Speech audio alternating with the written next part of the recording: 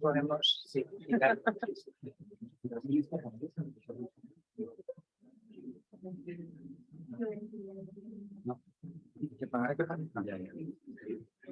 Bueno, en esta vida ajetreada venimos de clase algunos y justo tenemos ahora esta conferencia. Bueno, en primer lugar, dar las gracias a Nuria por haberse prestado a participar en este ciclo de conferencias.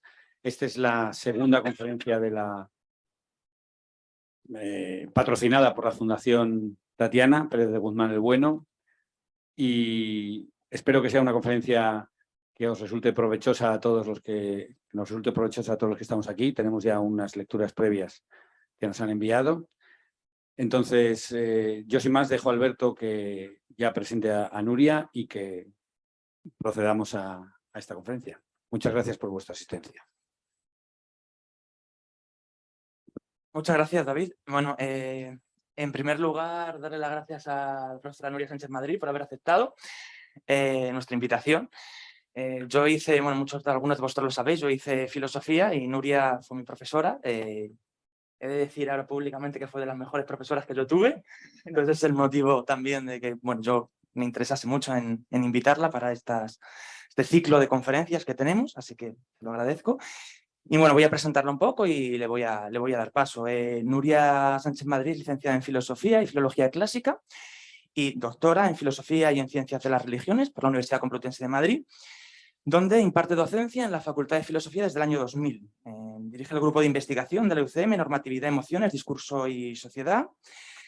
Y es especialista en historia de la filosofía y bueno, también desde hace una década desarrolla investigaciones ligadas a la filosofía social, con desarrollos ligados al estudio de las fuentes de las patologías sociales y el malestar contemporáneo, que también tanto nos preocupa en educación.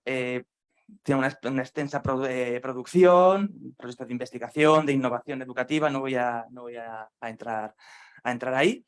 Es un referente en la filosofía española hoy en día y bueno, el título de la conferencia que nos va a dar va a ser Epistemologías educativas, una reflexión sobre la cultura pedagógica de las emociones. Va a hablar pues, unos 45 minutos, una hora y luego habrá un turno de preguntas pues, de en torno a media hora, 45 minutos. ¿De acuerdo? Pues cuando quieras, Nuria, puedes empezar. Muchas gracias. Pues buenos días a todos, a todas y muchísimas gracias, Alberto, y a tus compañeros por esta invitación, por esta iniciativa que bueno, veo que también implica la Fundación Tatiana Pérez de Guzmán el Bueno.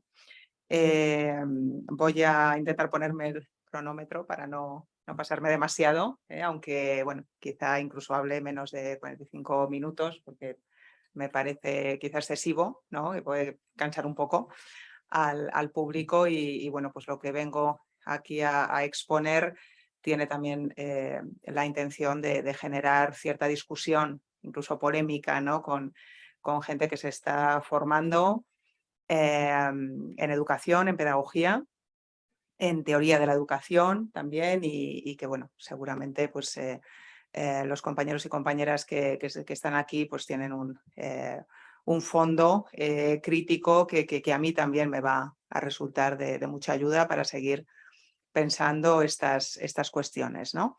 Antes que nada, quería señalar que en la exposición que yo he preparado, este PowerPoint que he traído, para no perder demasiado de vista algunas ideas fuerza que quiero subrayar de la mano de ciertos textos, en buena parte procedentes de la tradición hispánica, de una tradición española, que me ha parecido también interesante abordar, porque en muchas ocasiones cuando se trata de educación y por lo menos de la reflexión educativa, pedagógica, en la que yo me he movido más, es muy fácil irse a Jacques Rancière, es muy fácil ir, digamos, a cierta escuela disidente francesa, ¿no? que de la mano de Jacotot, de la mano de este pedagogo, de este teórico de la pedagogía, activo ya en la época de la Revolución Francesa, ¿no? Y que llega hasta principios del 19, de la mano de esas fuentes francesas, francófonas, pues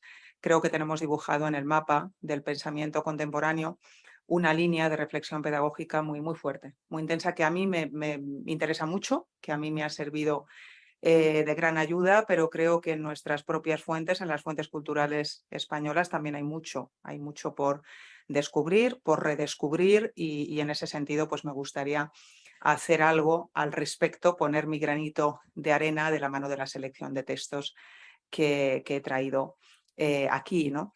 El marco textual, como se habrá visto por la selección que yo propuse, nos lleva a un arco histórico muy amplio, a un arco histórico que se mueve desde 1908, que es el año de publicación de esta escuela moderna, ¿no? De la escuela moderna de Francisco Ferrer, este pedagogo catalán, que muere porque se lo condena a la pena de muerte durante los años todavía de monarquía de Alfonso XIII.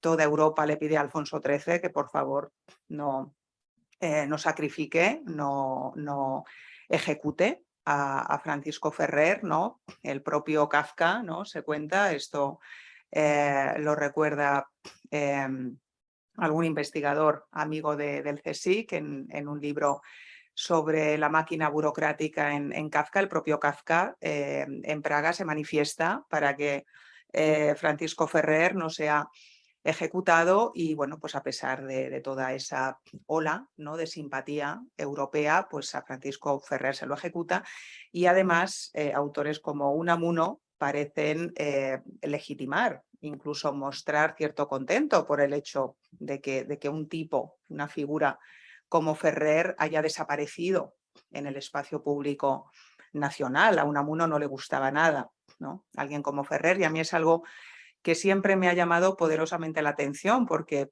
Unamuno precisamente está muy interesado en el potencial pedagógico del pueblo, pero eso sí, el pueblo de Unamuno, como se puede ver en los artículos que integran en torno al casticismo, es un pueblo que obedece, es un pueblo que ora, elabora, es un pueblo que se integra, digamos, en los tiempos de la naturaleza, en el tiempo de la siembra, de la cosecha, es un pueblo que no se rebela, ¿no? Y sin embargo, pues el tipo de escuela, el tipo de institución educativa que propugna Francisco Ferrer, como creo que queda bastante claro en esa suerte de programa educativo pedagógico que representa la escuela moderna, donde él habla de su proyecto, donde da un poco rienda suelta pues, a lo que el anarquismo puede representar para las prácticas educativas, para las experiencias educativas.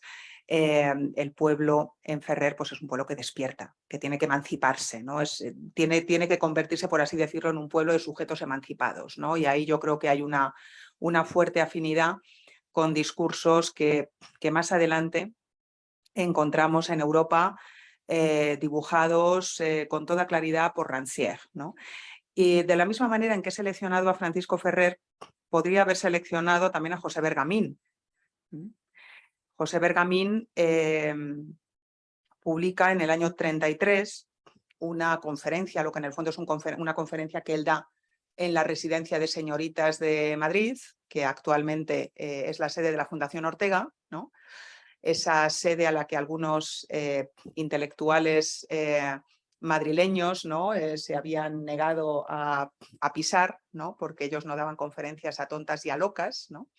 Y en esa sede, pues Bergamín habla de la decadencia del analfabetismo, de lo mal visto, digamos, que está el analfabetismo en España. Y creo que también los textos de Bergamín, este texto en concreto de Bergamín, que también tiene mucho de rancieriano, realmente, ¿no? Podría haber sido pues, fecundo, interesante para abrir la línea de reflexión que aquí me propongo desplegar, ¿no? Mínimamente.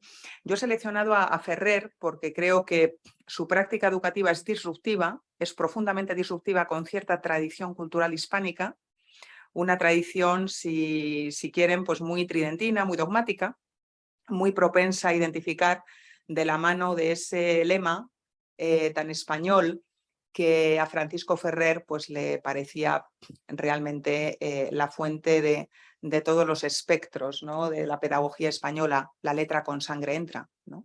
A mí me gusta mucho confrontar esa crítica ferreriana de la letra con sangre entra, tan vinculada a una educación además religiosa, mediada por las instituciones religiosas, que en nuestro país además goza de una salud de hierro, porque ha habido un revival, ¿no? En las últimas generaciones con respecto a la época en la que yo me eduqué, pues no ha hecho más que incrementarse, no ha hecho más que consolidarse, ¿no? La legitimidad o la legitimación de instituciones educativas religiosas en un país como este, ¿no?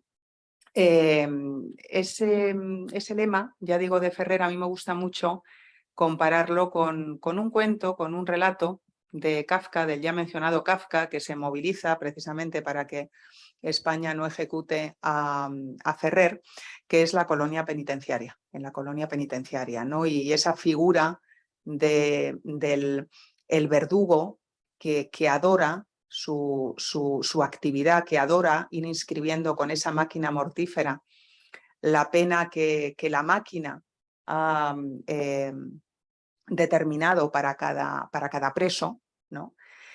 Para cada preso que se va a ejecutar, ese verdugo que va inscribiendo sobre el cuerpo de los condenados el tipo de condena que merecen, ¿no? A mí siempre me ha parecido pues, una suerte de proyección ideológica en la que perfectamente podría haber cierta presencia del discurso crítico de Ferrer, ¿no? Por un lado, yo he elegido a Ferrer, ya digo, para enmarcar la ponencia, porque me parece que hunde sus raíces en esa cultura disidente hispánica que también existe, que desde luego es anarquista, está ligada al anarquismo, un anarquismo en el que hay que reconocer un fenómeno muy complejo, un fenómeno con muchas aristas, un fenómeno que ideológicamente tampoco es tan sencillo centrar, identificar, posicionar, un anarquismo que no se casa, digamos, ni con el Partido Socialista, ni tampoco con el comunismo propiamente dicho, sino que sigue su curso de actividad y experimentación práctica y llega a conclusiones interesantes acerca de cómo la gente, acerca de cómo los sujetos se pueden ilustrar también mutuamente, cómo cuando hablamos de educación, y esto es algo que quería abordar en la ponencia de hoy de manera muy central y muy inicial, cómo al hablar de educación es inevitable hablar de un concepto político que es el concepto de pacto. Toda obra educativa está atravesada por un pacto más o menos tácito, más o menos registrado documentalmente, un pacto en el que se intercambia legitimidad, un pacto en el que se reconoce al otro, se reconoce a los otros, se reconoce lo que debemos a los otros, ¿no? Se reconoce lo que los otros tienen y yo no tengo, a varios niveles, en varias dimensiones y además en fases que pueden ser alternativas, ¿no? Cuando hablamos de educación, muchas veces tendemos de la mano de ciertas metáforas que han resultado muy exitosas y en las que los filósofos y la tradición filosófica creo que tenemos mucha culpa, y pienso en Platón sobre todo, y en lo que viene después de Platón, y pienso en Platón, pienso en Descartes, pienso en determinados autores que han considerado que la obra educativa se puede reducir a un vínculo bilateral donde alguien, digamos, asume la posición activa todo el tiempo y el otro se mantiene, el otro, digamos, se sitúa en una posición subordinada, subalterna, en una posición pasiva, ¿no? La filosofía yo creo que tiene mucha culpa, tenemos mucha culpa de esto. Tenemos mucha culpa de haber reducido la educación a una tarea en la que la ilustración, la claridad, la iluminación parte siempre de un foco que es fundamental reconocer, porque como te equivoques todo falla la arquitectónica, pero somos muy incapaces, incluso hoy en día los filósofos, quienes nos dedicamos a la filosofía, tenemos muchas dificultades, digamos, para abandonar esa metafórica, esa poética, esa idea según la cual en educación, o mejor dicho, la tarea educativa no es una negociación constante. como sin embargo yo pienso. Una negociación constante basada en un pacto, basada en un sentido común, que cuando se mina, entonces la educación empieza a ser otra cosa. Empieza a ser obra ideológica, empieza a ser implantación de determinado sistema de creencias, pero deja, digamos, de consistir en esa magia antropológica que se manifiesta cuando tú despiertas las potencialidades de otros, y el feedback de otros también despierta en ti algo que tú no tienes, por mucho que te sepas algo, por mucho que te sepas la lección, por mucho que hayas meditado acerca de ciertos temas, hay algo que se despierta en ti cuando haces entender a otros algo, cuando despiertas en ellos facultades, disposiciones. Hay algo que también tiene un efecto en ti, anímico, emocional, ¿no? La centralidad que le quiero dar a las emociones está vinculada a algo que creo que no se puede escindir de la práctica educativa. La práctica educativa, si tiene éxito, si procede de manera más o menos funcional, exitosa, es porque también despierta determinadas emociones. No hay ejercicio filosófico como no hay ejercicio educativo que no esté atravesado de las emociones, ¿no? Por las emociones. Yo aquí veo las cosas de manera muy distinta a mi querida Hannah Arendt, que tengo también aquí a Fernando Bárcena delante, que es un gran conocedor de Arendt.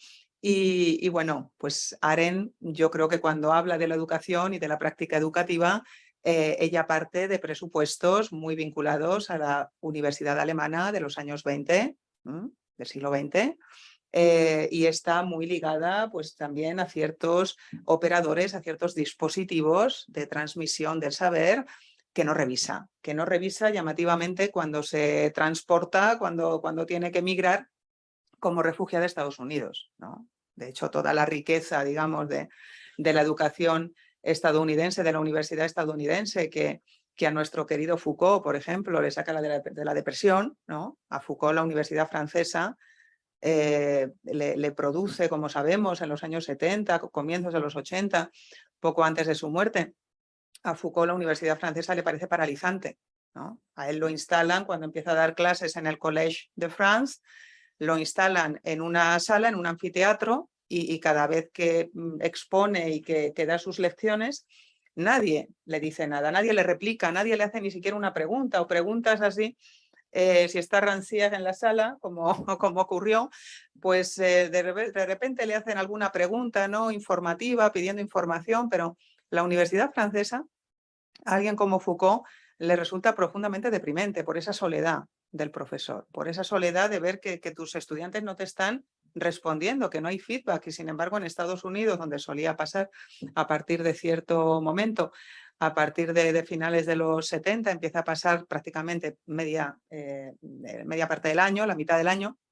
Sin embargo, en Estados Unidos ves esa frescura, esa libertad para hablar, esa autonomía, digamos, incluso cierta potestad y ejercicio de la libertad por parte de los estudiantes, ¿no?, que no tienen ningún reparo a la hora de hacer preguntas al profesor, ¿no? De manera que, bueno, esto lo menciono también porque en filosofía hay de todo, pero sobre todo hay una visión y una metafórica de la pedagogía que a mi juicio está todavía muy anclada en el pasado, ¿no?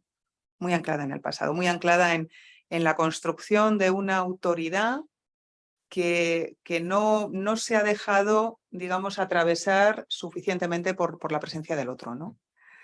El otro extremo de la base textual que yo le quería dar un poco a la charla, ¿no?, a la ponencia, el otro extremo lo plantea Marina Garcés en ese artículo sobre imaginación crítica, donde me parece que toca también un aspecto que da de pleno en la imaginación, en la facultad de la imaginación, que es por definición la facultad de los límites, la facultad que nos hace relacionarnos con lo que no conocemos, con lo que no conocemos todavía, es la facultad de la proyección, ¿no?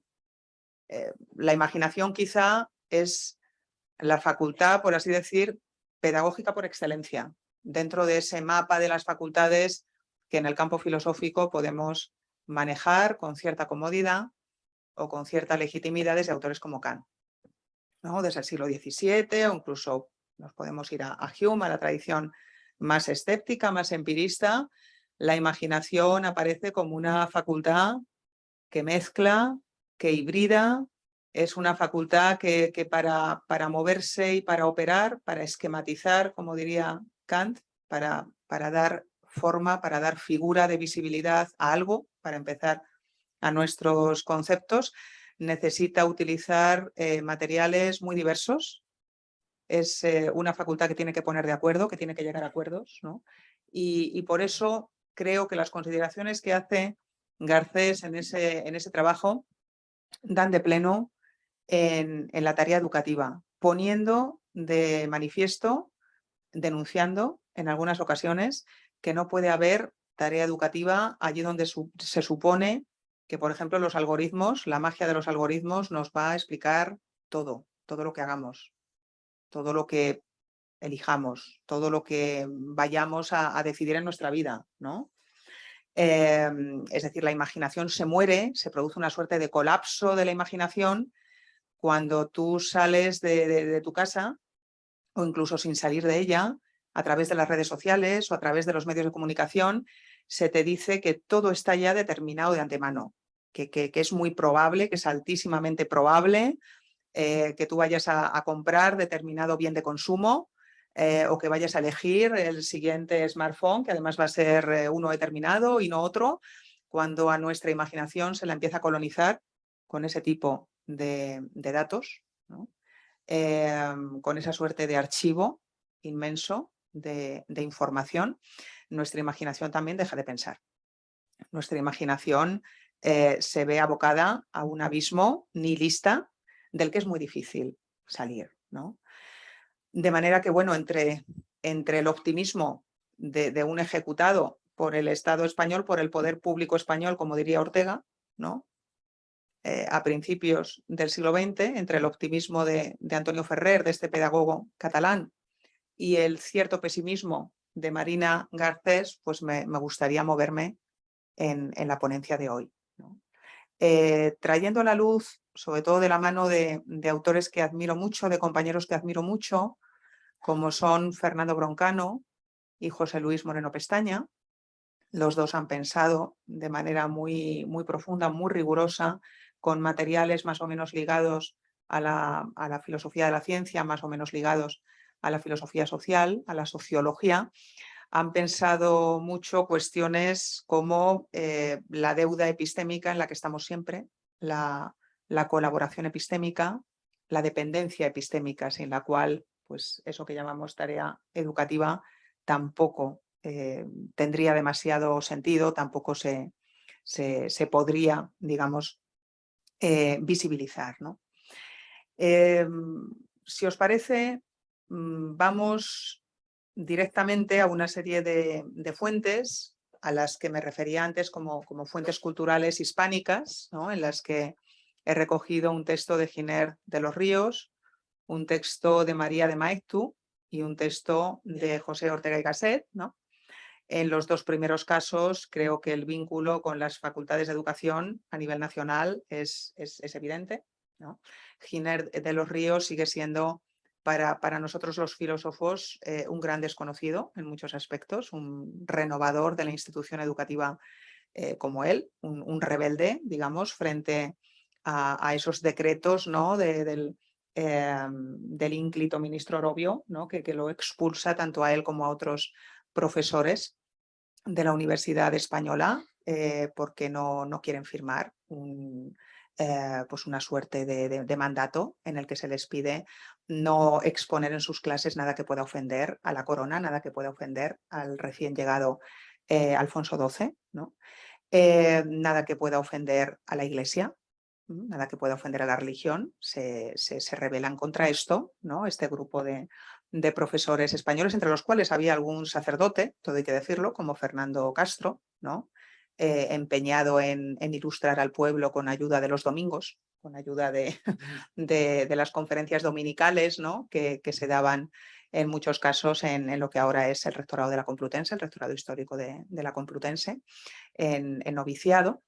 Y bueno, pues Giner, digamos, da un paso al margen y crea una institución en la que, como es bien sabido, pues se educan muchos intelectuales españoles, entre ellos yo destacaría, también porque lo voy a citar en esta sesión, Antonio Machado.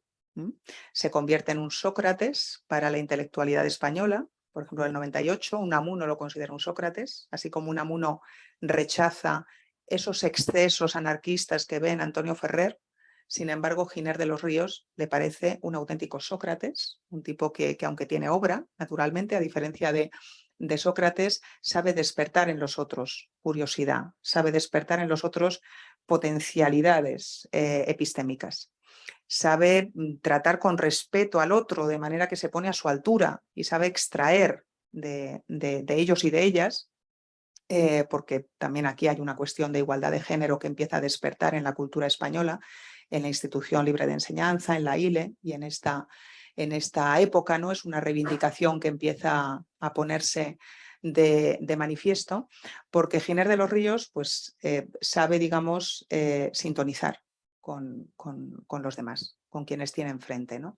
Y también es muy llamativo como la pedagoga Concepción Saiz de Otero pone de manifiesto en una obra poco conocida, en la que critica los episodios nacionales de Galdós, porque considera que Galdós no ha sabido sacar provecho de la fundación de la Institución Libre de Enseñanza, y eso es un grave lapsus que ha tenido Galdós para Saiz de Otero, ¿no? Creo que es importante también marcar aquí que la obra de la ILE es una obra que también enfoca cómo ser maestra, estudiar para ser maestra, estudiar para ser profesora, ser pedagoga, se empieza, digamos, a convertir en esta época a partir del último tercio del siglo XIX, es decir, en el comienzo de la llamada Edad de Plata de la cultura española, se convierte en un auténtico espacio de libertad para la mujer en España. Es una profesión que te saca de trabajar como empleada doméstica, en el caso de las clases menos ricas en la sociedad, con menos recursos económicos, con menos patrimonio. Te salva de la esclavitud y de la opresión de ese tipo de trabajos. Te salva de ser más adelante en la España, digamos, ya de las primeras décadas del siglo XX, de ser operadora telefónica o de trabajar como Luisa Carnés nos presenta en una confitería madrileña. Es decir, los trabajos de las mujeres son trabajos que van en esta época, en la España de la Edad de Plata, son trabajos que nos llevan desde la empleada doméstica a la que se alimenta y a la que por lo menos aparte de su sueldo se le da también un techo y se le da alimento, desde esa seguridad, digamos, hasta pues, bueno, profesiones mucho más expuestas a la precariedad, aparte de expuestas también a diferentes líneas de opresión, ¿no? Que caracterizan la vida de la mujer en este tiempo, ¿no? El magisterio, poder ejercer el magisterio, poder ejercer la tarea educativa, creo que se puede delimitar como una vía también de cierta seguridad, como una zona, digamos, de confort, de cierto confort para las mujeres en la época, ¿no? Y bueno, pues esto merece también ser indicado, ¿no? Estas posiciones pedagógicas que tienen enfrente, ¿no? Yo las he traído aquí a colación porque son diferentes a las de Ferrer. Es decir, Ferrer ya creo que se puede ver en esa obra, en ese escrito de 1908 de la España moderna, la escuela moderna, cómo para él la escuela transforma la sociedad. Transforma la sociedad de dentro a fuera. Hay que disolver las fronteras, hay que disolver la separación entre el aula, la casa y el llamado Estado, el espacio público.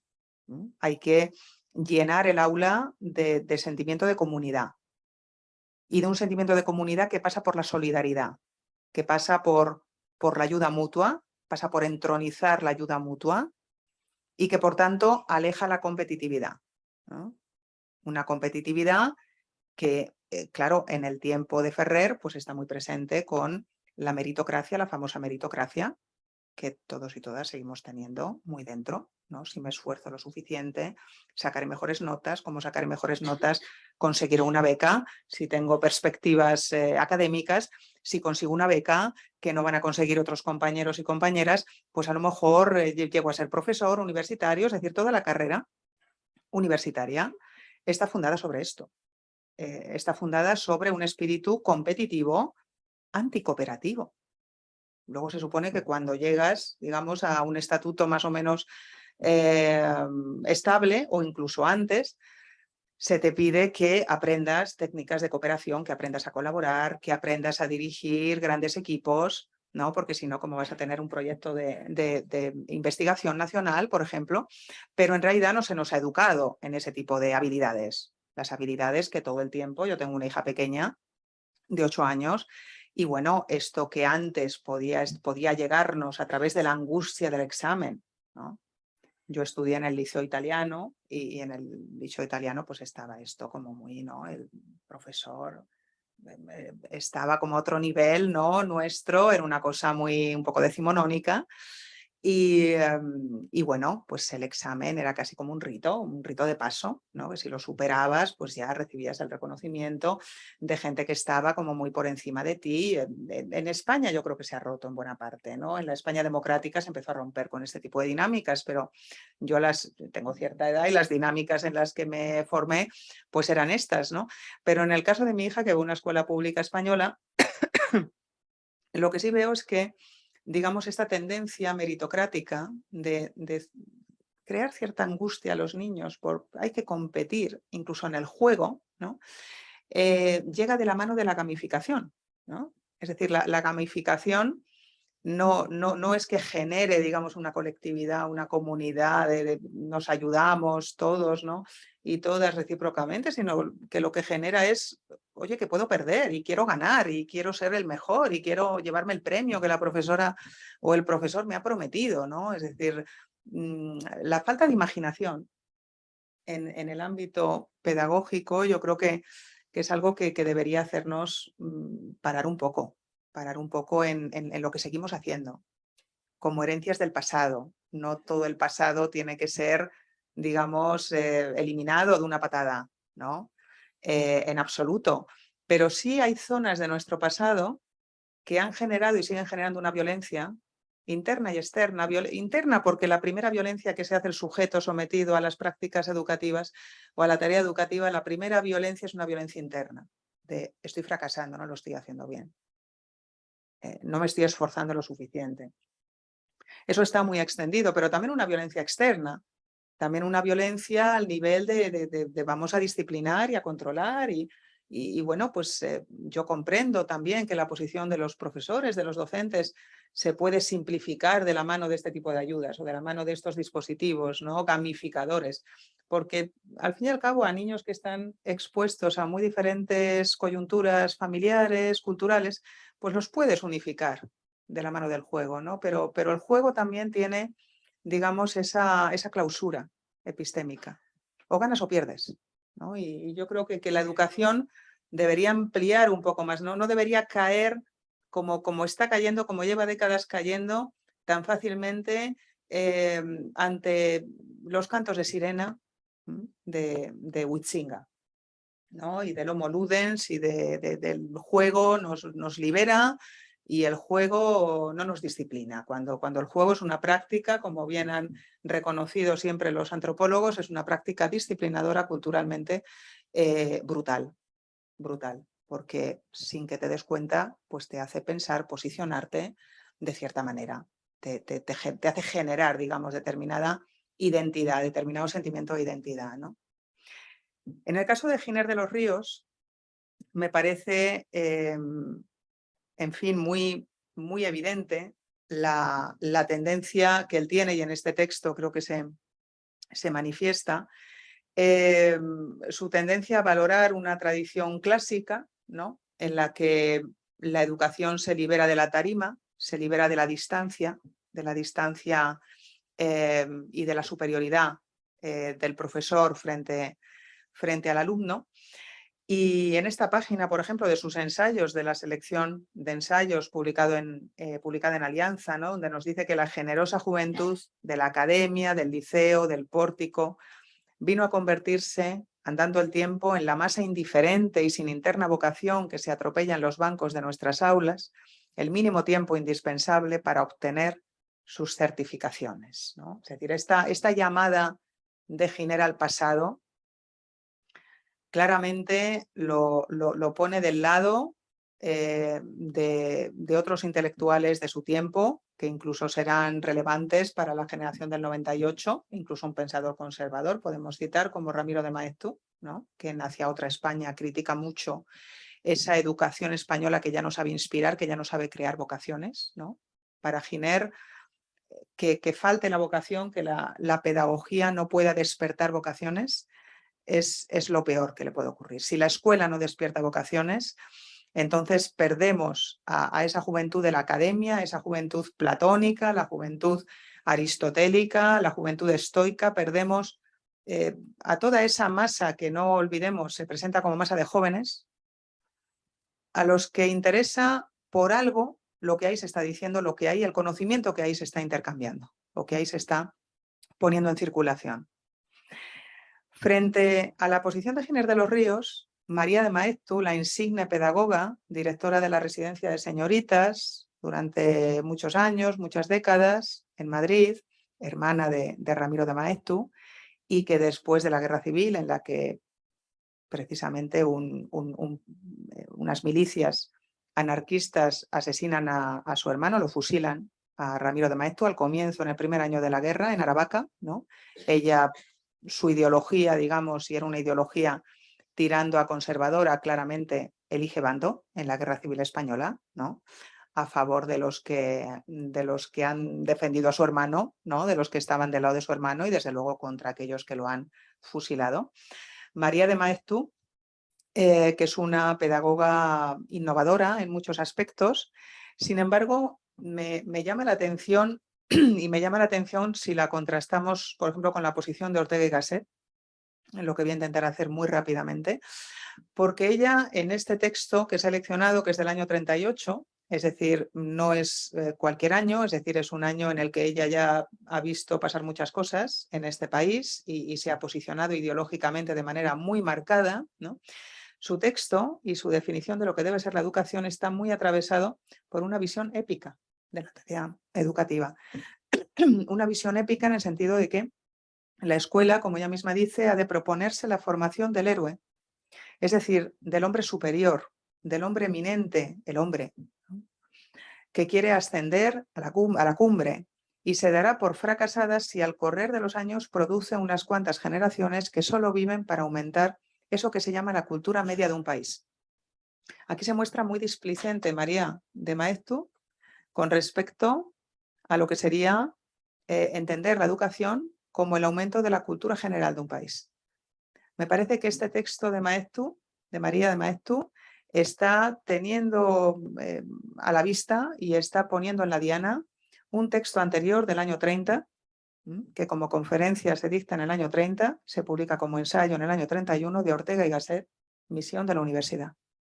En Misión de la Universidad, Ortega, al que pertenece el último texto que traigo aquí a colación, en el que creo que hibrida la tradición institucionalista con sus propias teorías educativas y acerca de la institución universitaria. Ortega había definido a comienzos de la década la universidad como un centro que no debía verse fundamentalmente como un centro de producción de la investigación.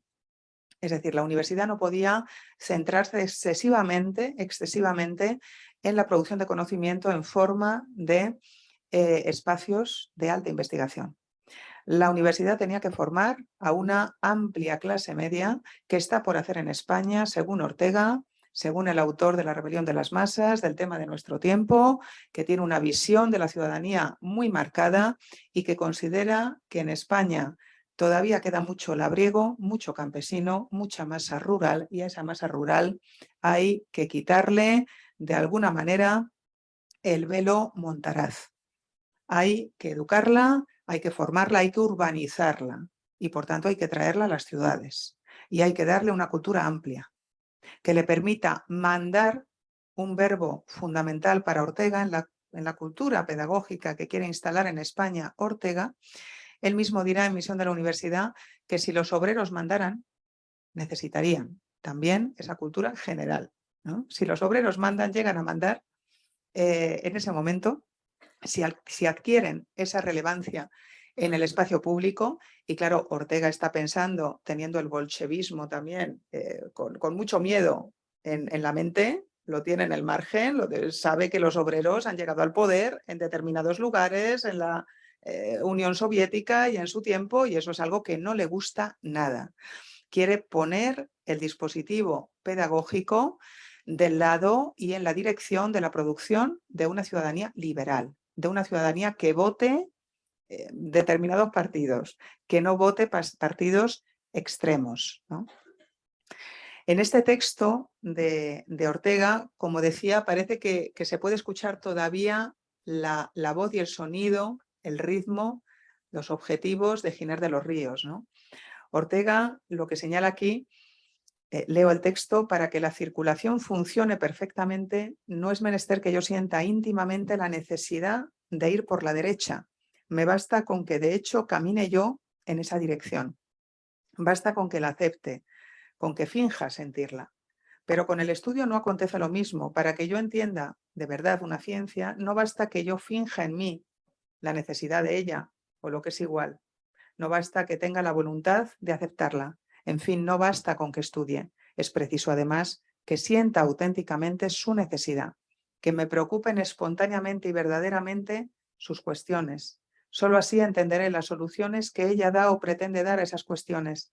Mal puede nadie entender una respuesta cuando no ha sentido la pregunta a que ella responde.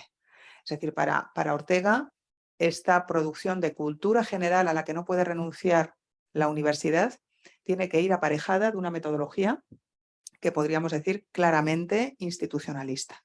Es decir, hay que volver partícipe al sujeto de la educación, aquel al que se imparte, digamos, formación, hay que hacerlo partícipe de nuestros problemas, hay que hacerlo partícipe de nuestras inquietudes, de las inquietudes que han dado lugar a aquello que se estudia.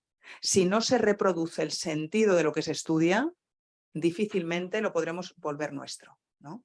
Es decir, la pedagogía es una tarea de asunción, es una tarea de llegar al otro, encontrar la vía que nos pone, digamos, de camino al otro, que nos permite pensar desde el lugar del otro y por tanto hacer nuestro ese conocimiento.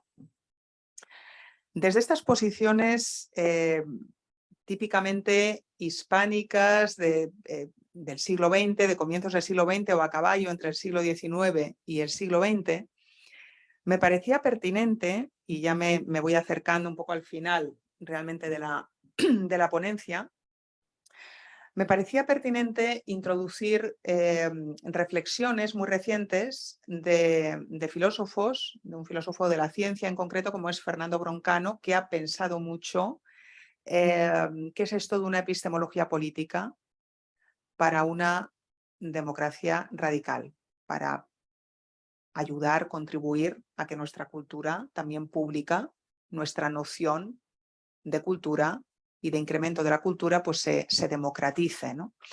Y en este texto de Broncano, que está extraído de su último ensayo publicado en ACAL, ¿no? Conocimiento expropiado, me parece muy revelador que todo lo que Broncano aborda aquí, en realidad también se aborda en un famoso diálogo platónico, seguramente el más pedagógico de todos, aunque muchas veces el más pedagógico nos parece el Menón, ¿no? Pero el más pedagógico seguramente es el Protágoras, ¿no? Ese diálogo en el que se nos dice por boca de ese sofista, ¿no? Frente al que Platón será muy crítico, como toda la tradición socrático-platónica, lo cual también tiene una explicación sociológica. Por boca de Protágoras, en ese diálogo se nos dice que siempre hay que consultar a un experto cuando quieras saber pues, cómo fabricar navíos o cómo fabricar tejidos, o cómo fabricar comida. Siempre hay que consultar a un experto, pero sobre la política no hay expertos. Sobre las cuestiones que afectan a la dique, que afectan a la justicia o que afectan a la I2, que afectan a las líneas rojas de una sociedad, lo que una sociedad considera intolerable, considera que no se puede tocar, porque es sagrado, porque no se puede ir más allá, porque son líneas rojas. De eso todo el mundo tiene una idea, y tiene una idea respetable. Por lo menos una idea que hay que consultar, y una idea de la que hay que tener una recepción amable. Hay que darle entrada a esa posición, porque nadie es más que nadie. Esa famosa frase machadiana, que a juicio de Machado va de la mano del pueblo español, esa especie de sentido común español, de nadie es más que nadie, que el campo conoce incluso mejor que la población urbana. Eso es algo que el propio Platón, aristócrata como es, aristocrático, ¿no? Aristocrático epistémico, ¿no? Solo pueden pensar los mejores, los que se han formado, los que han realizado un curso educativo muy determinado, los que han pasado mucho tiempo callados, ¿no? Platón es de los que defenderían esas oposiciones interminables de nuestros actuales magistrados, ¿no? A los distintos tribunales españoles. Eso a Platón le gustaría mucho. Pues incluso alguien a quien le gusta mucho eso, ¿no? Sostiene que cuando se habla de política, cuando se habla de justicia, cuando hay que hablar de justicia o de lo sagrado, ahí todos tenemos que tener a la rancière el mismo derecho a la palabra. Y el propio Aristóteles, tan crítico de la democracia como es, todos los filósofos griegos, todos, sin excepción, son críticos de la democracia, les parece la peor forma de gobierno, y eso también pedagógicamente nos tiene que dar mucho que pensar acerca de lo que la filosofía hace con la educación o el enfoque que la filosofía puede tener acerca de la educación. Aristóteles, aun siendo un feroz crítico de la democracia, sin embargo, valora que hay contextos en los que la democracia es interesante. Es interesante porque da lugar, da, digamos, fruto a puntos de vista que son mejores que cuando delibera o cuando decide una élite de expertos o unos pocos, ¿no? Aquí remito especialmente a un libro de José Luis Moreno Pestaña, Los pocos y los mejores, publicado en ACAL en 2021, que trata precisamente acerca de este fetichismo político, de este fetichismo que tenemos muchas veces con si hay un grupo reducido de expertos, nos van a proporcionar conocimientos más valiosos que si ponemos a una asamblea ahí a deliberar, ¿no? Leo el texto de Fernando Broncano y si os parece, aunque traía más textos, ¿no?, preparados, nos quedamos aquí o paso directamente a las conclusiones que quieren abrir un poco el debate y pasamos a ello, ¿no? Quien pregunta, dice Broncano, hace pública su precariedad cognitiva y se muestra dispuesto a reconocer la autoridad de quien se reconoce, a sí misma como persona experta o autorizada en el campo por el que ha sido interrogada. Quien responde reconoce la necesidad de conocimiento de la persona que pregunta y comparte con ella lo que sabe. En ese momento se ha formado una suerte de sujeto epistémico cooperativo que se sostiene sobre un conocimiento común. El ignorante sabe que depende del experto, pero sabe muchas más cosas. Sabe que es una autoridad de la que el experto depende para ser experto, pues en un lugar sin puertas difícilmente sobreviviría un cerrajero. Quien sabe de sí mismo que depende de las carencias de otros y a lo que debe precisamente su existencia como experto. El experto, por su parte, ignora la experiencia del lego y depende de su palabra para elaborar su contribución, como el médico que necesita preguntar al paciente dónde le duele, porque su oficio de médico es esencialmente dependiente de la experiencia de otro. Y solamente cuando ocurre este reconocimiento, el sistema de autoridades se hace democrático, basado en reclamaciones de autonomía y al mismo tiempo de dependencia mutua, de responsabilidad por las afirmaciones del otro.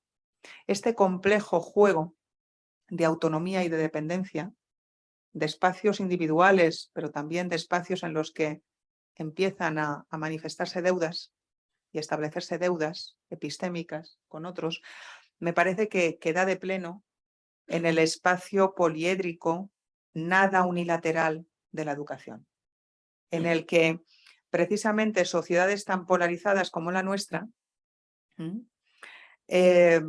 podrían verse beneficiadas para salir de esos impases, para salir del impasse que es la polarización, por ejemplo, que tanto daño nos está haciendo, de la mano de una reclamación mayor de autoridad epistémica por parte de los especialistas, eso sí, en las prácticas educativas. Es decir, creo que todo el que se acerca a la experiencia educativa es un buen aliado para desmontar la hegemonía de la polarización. Creo que la educación no está anclada en la polarización, todo lo contrario. Es capaz de reconocer los engaños, los fetichismos internos, digamos, de esa propia polarización, de esa propia simplificación de las posiciones, que muchas veces tiene componentes más estéticos que políticos, más estéticos que vivenciales, ¿no? Todos y todas vestimos de diferente manera, pertenecemos, por así decirlo, a tribus urbanas diferentes, pero eso, ¿no? Nuestro campo cultural o digamos, nuestros recursos materiales ligados al consumo, ligados a la forma de vida que llevamos, ligados al tipo de estética por la que optamos, no tiene por qué decidir el campo político como lo está decidiendo. Y creo que ahí la tarea educativa, como digo, tiene mucho por hacer. En las conclusiones un poco que quería extraer de esta charla para marcar mínimamente el acceso a las preguntas y a la discusión, quería subrayar una serie de ideas. Quizá la última se sale un poco más del ángulo, pero también la mencionaré. Quería mencionar ideas que, como decía antes, pues extraigo en buena parte de la obra de Moreno Pestaña, en concreto de Los pocos y los mejores, pero también de su retorno a Atenas, ¿no? Donde recupera prácticas democráticas de la antigua Grecia en el presente, como la práctica del sorteo, como vías que se pueden ensayar y que sería provechoso seguir reeditando. Y bueno, pues en relación con esta obra, con la obra de Moreno Pestaña, pues me parece que la educación está muy ligada históricamente a ese descubrimiento, a lo que califico como descubrimiento de virtudes epistémicas distribuidas y no localizadas en unos pocos, distribuidas en muchos. Yo creo que la pedagogía tiene hoy en día como responsabilidad política, civil, importante, poner de manifiesto esta capacidad, esta productividad, digamos, mucho más amplia de lo que pensamos, de lo que consideramos pensamiento. Digamos, no populismo, sino carácter popular del pensamiento, ¿no? O carácter popular de esas virtudes epistémicas, ¿no?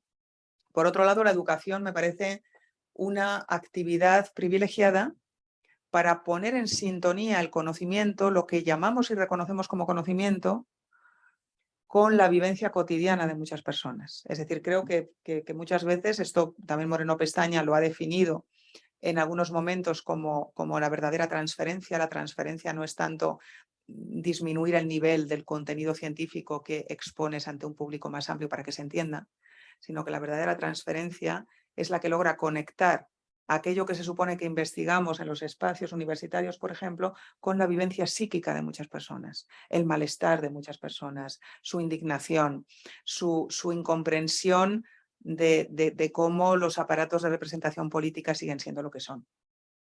Partidos políticos pues absolutamente corruptos, clientelares, de principio a fin, que sabemos que los últimos que han llegado son casi, han tomado, digamos, los peores vicios de los que llevaban 30 o 40 años en activo, ¿no?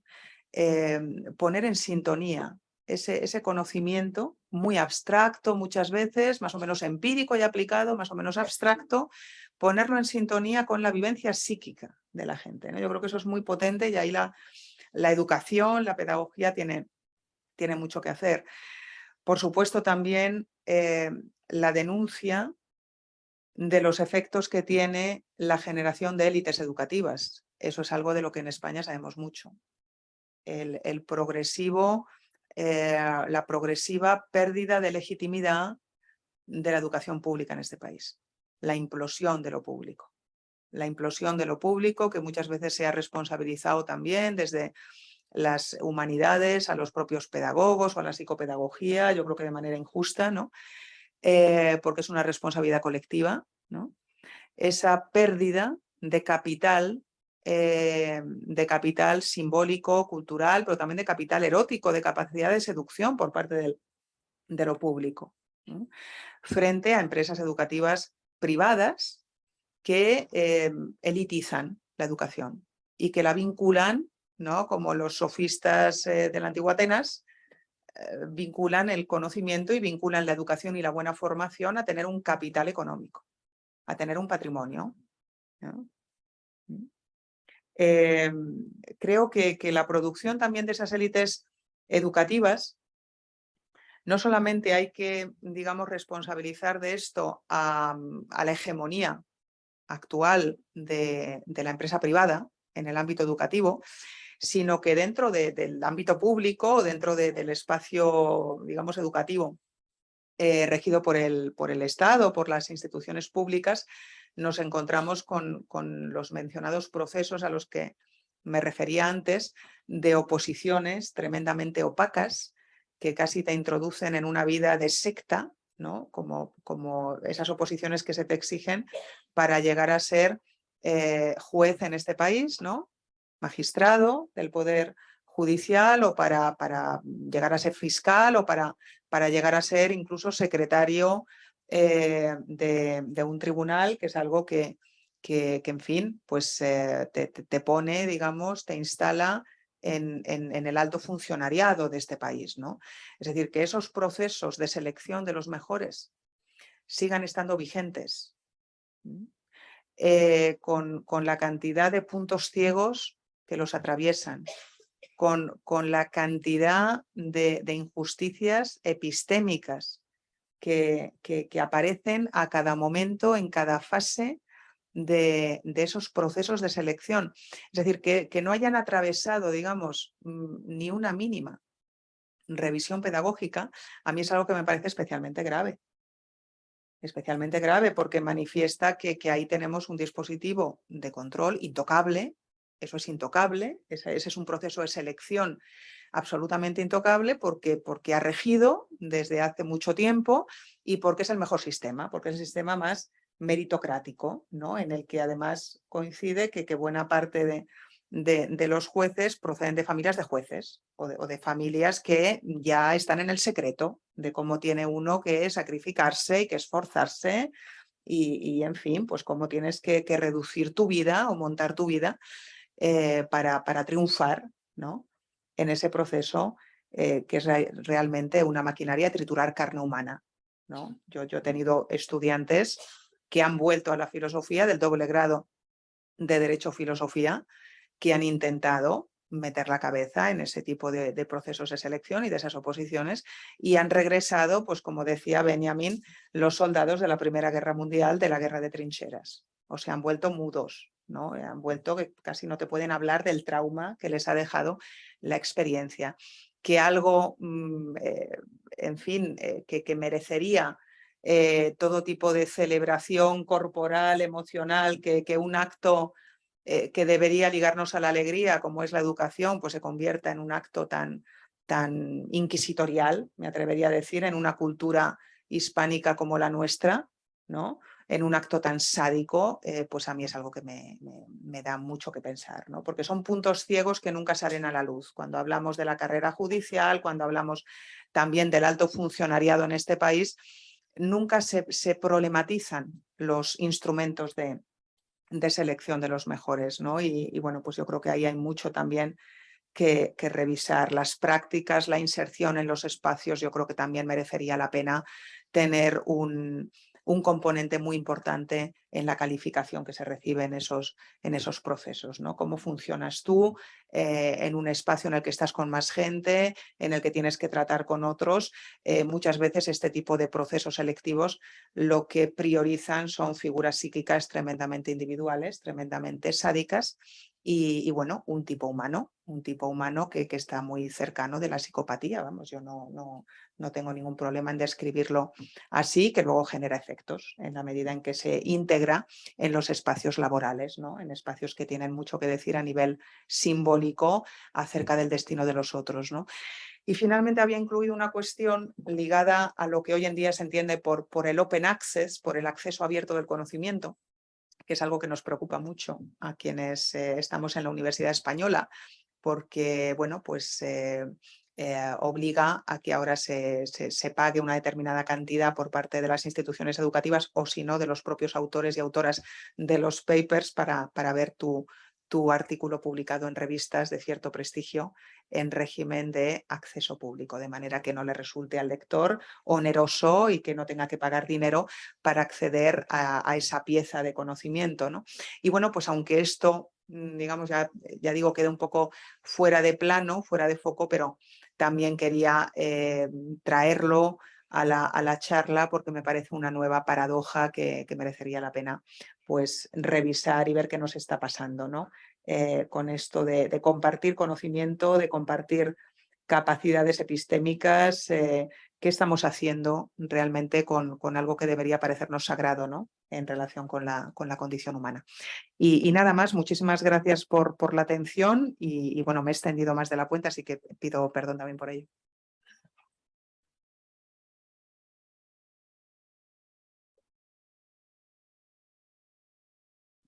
Muchas gracias, Nuria. Bueno, ahora abrimos el turno de preguntas, unos 30 minutillos o así de preguntas. ¿Alguien se anima?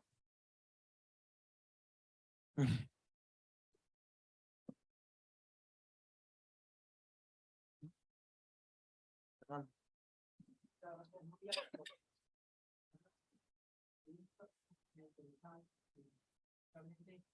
La apelación da referencia respecto a la condición filosófica y literaria hispánica, es realmente interesante, a veces la olvidamos. Por supuesto que la política propuesta hay disciplinas, hay materias en las que necesariamente hay que aludir a uno de los sectores, ¿no? Y también ¿no? Como pero no tenemos que olvidar, tenemos a eludir, ¿no? La referencia a unos miembros, a mí particularmente, la referencia que podría conocer a ellos, como la voluntad de ¿no? La primera parte casi es una expresión literaria del desarrollo de la representación de los estados, Juan de Miguel, al que merece la pena, ¿no? Y dialogar con nosotros. A mí, en todas estas cosas me interesa muchísimo, que creo que tiene que ver con la cultura pedagógica y intelectual y internacional que me ha gustado. No diré nada sobre Hannah Arendt, pero no estoy bastante de acuerdo con lo que dice Hannah Arendt. Y creo que tiene que ver con que has dicho tú, que la centro educativa, pero bueno, a la otra. Pero sí que me hubiera gustado escuchar alguna cosa de relación con la por una razón. Decía Dostoyevsky que los grandes dolores son a que no se exponen, son tan grandes que no se habla de ellos, no se muestran. Y todos conocemos cómo empezar en academia, ¿no? Las familias se dicen que parecen, se dicen que cada una de más. Quiere decir que los grandes dolores son unos, pero es que además cada uno siente la necesidad de esas familias sentimos de una manera. De otra manera, yo ya termino mi exposición para preguntarte qué te parece. Y en unas cosas de las redes sociales, yo lanzo alguna mía había montado una igualdad, una especie de escuela de emociones, ¿no? Donde forman talleres y tal. Bueno, la gente tiene que buscar así, la vida. No tenemos que buscar la vida. Y a mí me parece mal. Y en este taller tenía precedido trabajo emocional con algunas preguntas, ¿no? ¿Qué emociones no te transmites? ¿Cuáles son las emociones que no quieres estar? Lo vamos a hacer jugando con un chándal, interactuando con el otro. Cuando estudio el ordenador interactúo con él. Entonces, yo me puse a preguntar en esa especie de hipertrofia de la inteligencia emocional y de la cultura emocional, cuando unos jóvenes que han salido de esta casa y a los que yo aprecio mucho, a los que somos necesidades de personas que necesitan ciudades, y lo que sea de la oración, de la oración, de una disciplina, me parece muy importante, y que se montan un taller y que llevan en realidad 3 semanas en este mundo, ¿no? O sea, yo tengo un poco ya, y bueno, lo que se harán, puedo morirme ahora mismo. Y que a eso está aquí una gente mayor que ha estado como una cierta experiencia, que ha tenido dolores, ¿no? Que a lo mejor vienen de estas familias felices que sienten cada una de estas cosas. Busco de una forma de usar este tipo de cosas. No. Perdón, me gustaría saber esa cosa de la hipertrofia de las emociones, donde hay expertos que te dicen a gente más mayor, a señoras de que han padecido mucho, lo que tienen o no existir. O sea, a mí me parece absolutamente. Bueno, Fernando. Sí, nada. Y te perdono todo. No ha habido exabrupto de ningún tipo. En fin, yo querría romper una lanza por las emociones y por abrir la puerta a las emociones desde el plano filosófico, sin caer en la caricatura, sin caer en, por supuesto, pues tantas incursiones desde la inteligencia emocional, con más o menos rigor, en la capacidad liberadora de que puedan tener las emociones. Es decir, yo creo que ahí naturalmente hay mucho gurú, ¿no? Estamos en una época de gurús, y en política y en lo que no es política, y bueno, pues las emociones es verdad que han entrado por una puerta muchas veces muy legítima.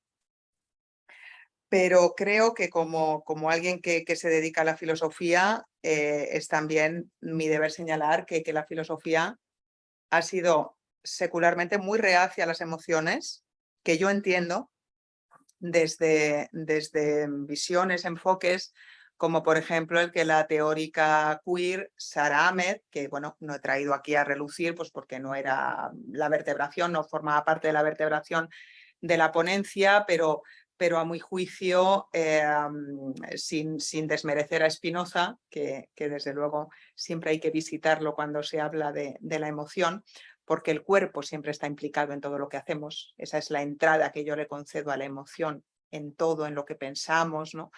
Incluso cierta mística, la mística hispánica, ¿no? Esto lo ha pensado de una manera también muy material, ¿no? Y tendemos a olvidarlo.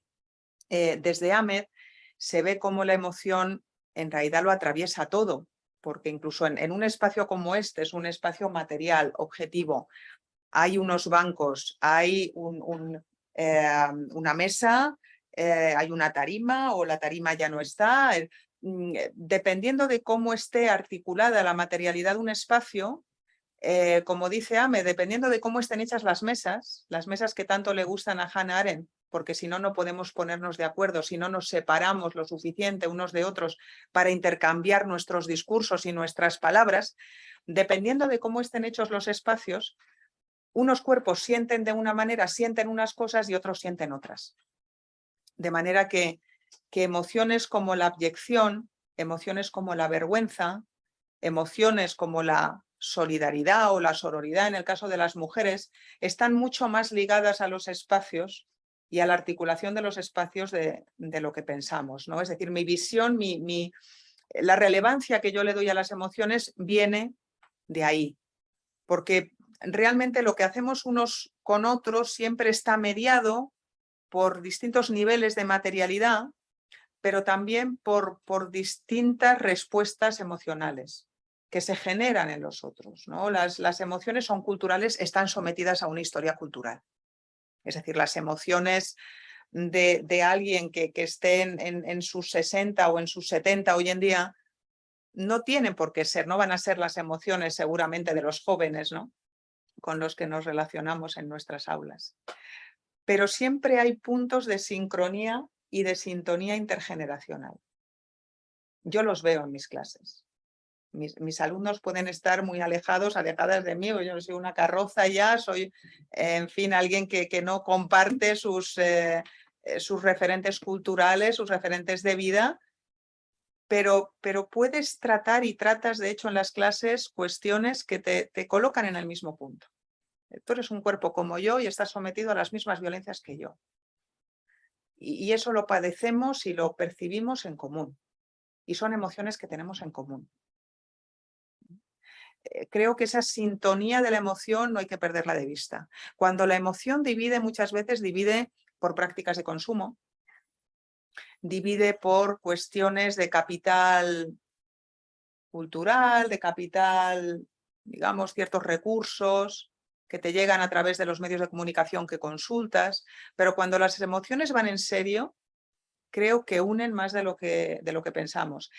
Y esa práctica que bueno, tú citabas a Tolstoy, está muy bien, ¿no? Porque eso Tolstoy lo ha trabajado mucho, es decir, la emoción que te va minando por dentro.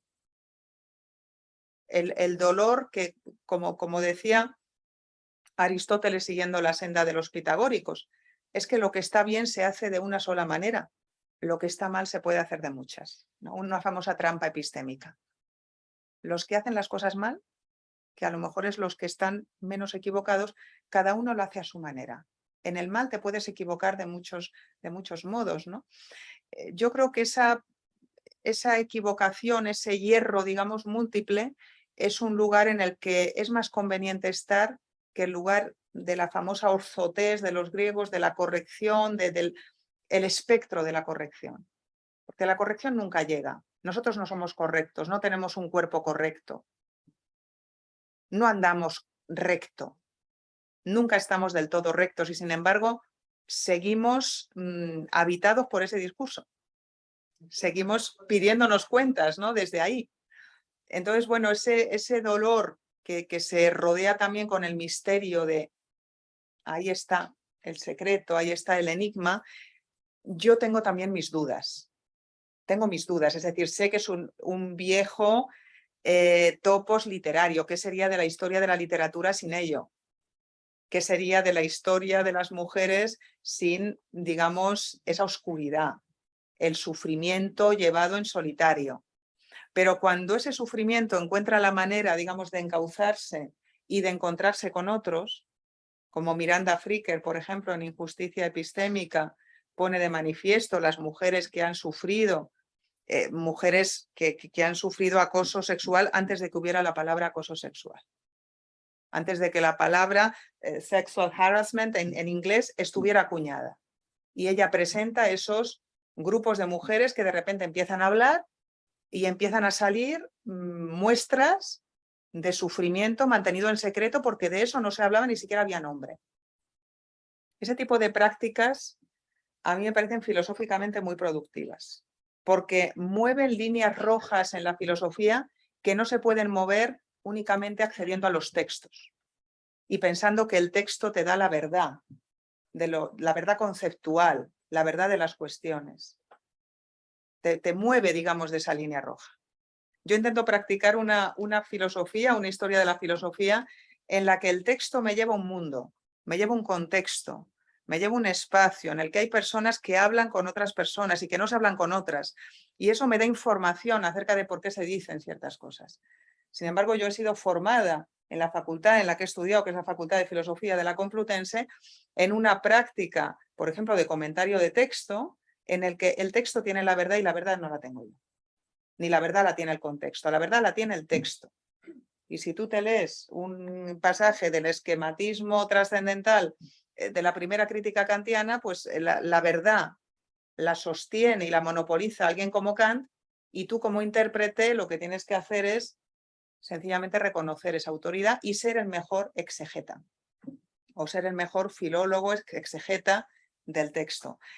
Y creo que con eso se pierde muchísima capacidad de sintonía de quien ejerce, digamos, la actividad filosófica con la historia cultural que da lugar a esos textos y con ese espacio, digamos, tan gramsciano que alguien como Antonio Gramsci ha hecho tanto por visibilizar de lo que es la fábrica social de un texto filosófico. Un texto filosófico nace de una práctica social.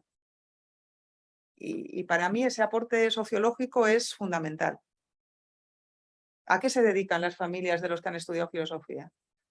En la época de Ortega. ¿Qué tipo de familia es la familia de Ortega? ¿O qué tipo de familia es la familia de José Bergamín? ¿Qué tipo de visión tienen estos niños de familia bien madrileña? Unos más que otros, porque Bergamín es un gran admirador del mundo rural español, como he mencionado. ¿Qué tipo de visión tienen de la población española? La población española para Ortega tiene que ser una población muy determinada, que se vista de una manera determinada, que tenga un horizonte práctico muy determinado. Creo que si reveláramos un poco más esa fábrica sociológica de la filosofía, los textos, dejaríamos a los textos decir lo que verdaderamente muchas veces están sosteniendo. Entonces, bueno, esto te lo comento también, digamos, como réplica para que veas un poco, pues en fin, la aproximación que yo tengo a la base textual de la filosofía, que es un instrumento fundamental para hacer nuestro trabajo, ¿no? Y sobre esto también, si atendemos a la norma de la filosofía de Moreno Pestaña, ahí se dicen cosas muy interesantes, ¿eh? Acerca de cómo en España, en la tradición universitaria española, se ha idolatrado determinados procesos de enseñanza y de asimilación de los contenidos, en los que, por ejemplo, el comentario de texto pues es algo que te lleva al pasaje. Y del pasaje, o sea, del comentario vas al pasaje, y el pasaje es como el centro del mundo, se convierte en el centro del mundo. No tiene contexto sociológico, la gente que escribe no pertenece a una clase social, ni ha tenido que hacer grandes sacrificios para estudiar, o no los ha tenido que hacer porque su familia le ha pagado los estudios, ni ha tenido acceso a un capital cultural determinado por el hecho de haber nacido en una familia determinada. Yo cuando estudié nada de esto salía a relucir. Lo único que salía a relucir eran grandes genios, fundamentalmente varones, batiéndose en las clases y en los textos por sintonizar con las ideas de la manera más airosa y más estilosa posible. Nadie buscaba sintonizar con la economía libidinal o con el psiquismo cotidiano de las clases medias o de las clases populares españolas, ¿no? Yo creo que eso hace pagar un precio. Tú pagas un precio por eso. Pagas un precio, porque en sí misma es la filosofía. Y hombre, yo comprendo que la gente que se dedica a la filosofía, estando en la universidad como está, pues tengan las expectativas de que, yo qué sé, que los llamen para la RAE o que los llamen para grandes sociedades científicas, pero bueno, pues hay gente que está dentro y que quiere que la filosofía, y esperamos que la filosofía pues vuelva a ser relevante para la vida de las gentes, ¿no? Y para eso que Ortega llamaba el poder público. Que no se entienda la filosofía como un registro más o menos elitista al que naturalmente pueden llegar las clases populares o se pueden igualar las clases populares si se esfuerzan mucho, como un registro elitista que se reproduce a sí mismo y que genera, digamos, esa reproducción social. Yo creo que la filosofía se tiene que batir también con gente que no la entiende y con gente que le quita la razón y con gente que nos dice que a lo mejor Platón defendía la noción de justicia que defendía, la doble noción de justicia, como también Aristóteles, la aritmética y la geométrica, pues porque la geométrica beneficiaba más a los hijos de los aristócratas a los que él mismo pertenece, tan críticos de la democracia. Es decir, yo creo que esa desacralización de la conceptualidad filosófica es importante llevarla a cabo. No porque todo sea sociología, sino porque la filosofía es falible, porque la filosofía es perfectible, y eso de ir hablando de los filósofos, como yo he tenido que escuchar, diciendo que en Kant todo está bien o que en Platón todo está magníficamente armado y como si fuera un Ferrari, pues no, no. No, la filosofía habla de nuestra impotencia también, de nuestros miedos, ¿no? Y bueno, pues en fin, es una discusión apasionante, Fernando, y bueno, pues como dicen los alemanes, ein weites Feld, ¿no? Que esto no se acaba nunca, ¿no? Pues, muchas gracias. ¿Alguna pregunta más? Pues, Carlos, ¿no? Bueno, gracias, muy bien. Yo quiero preguntar una cosa que me ha despertado reflexiones, también algunos trabajos que habéis hecho. Habla de la economía moral y de la pobreza, creo. Y teniendo un poco la idea del pasado, ¿no? Habla de la economía moral del asilo. Yo me preguntaba, también de algunas de las cosas que has planteado, ¿cuál es la economía moral de la educación o de la escuela? Claro, ahí en la historia puede haber alguna escuela yoica, por ejemplo, la comunitaria, a partir de ahí más surgido. Pero ahora, ¿de qué hablamos? Porque hay producción de sentimientos de normas morales, por ser profesor, la discusión de la vocación o el oficio, todo este tipo de cuestiones. Me gustaría saber un poco cuál es tu visión, un poco la Bueno, mi visión yo creo que es muy humilde porque tiene poco de conocimiento de causa, conocimiento de, en fin, como cuáles son los principales debates, ¿no? Educativos o en teoría pedagógica hoy en día en España, ¿no? De lo que sí puedo hablar es, digamos, como ciudadana.